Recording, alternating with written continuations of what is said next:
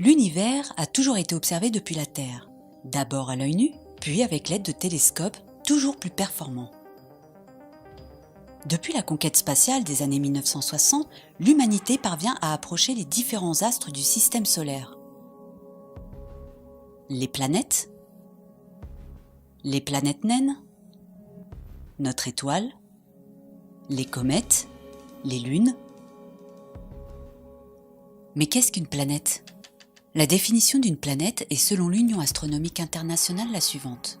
Une planète est un astre en orbite autour du Soleil qui possède une masse suffisante pour que son autogravité produise une forme d'équilibre hydrostatique et qui a dégagé le voisinage autour de son orbite.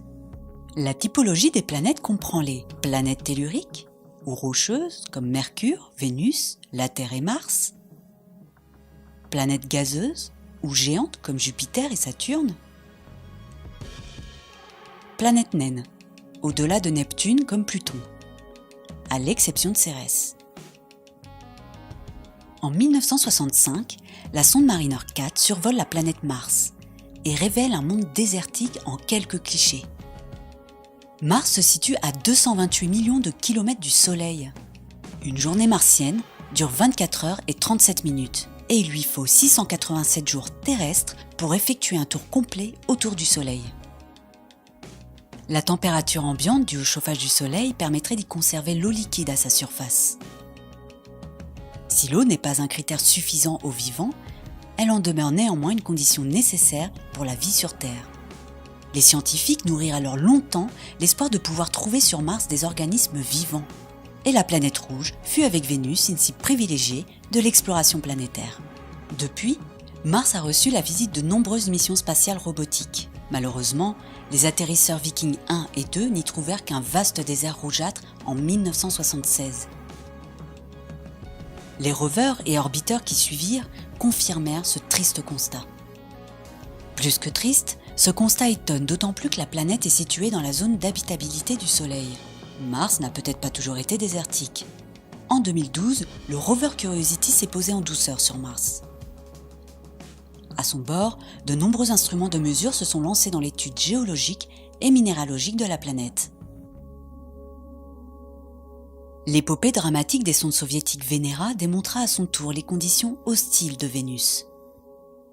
Malgré tout, certains voient un avenir pour l'humanité dans la colonisation de Mars, première étape du déploiement de colonies humaines dans l'ensemble du système solaire, jusqu'au monde glacé des lunes autour des planètes géantes. La Terre serait la seule planète connue pour abriter la vie dans notre système solaire. Mais qu'en est-il ailleurs, dans d'autres systèmes solaires ? La première planète hors du système solaire ou exoplanète a été découverte en 1995 par Michel Mayor et Didier Queloz à l'Observatoire de Haute-Provence, en France. À l'aide de spectrographes, ils recueillirent les spectres lumineux d'une dizaine d'étoiles, parmi lesquels figuraient 51 PEG, à 50 années-lumière de la Terre. Ils identifièrent un signal lumineux, dont l'intensité changeait au cours du temps.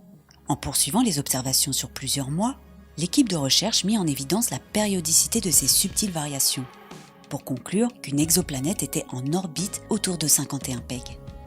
Depuis, des milliers d'exoplanètes ont été détectées de manière directe et indirecte dans notre voisinage interstellaire par différents observatoires au sol ou dans l'espace.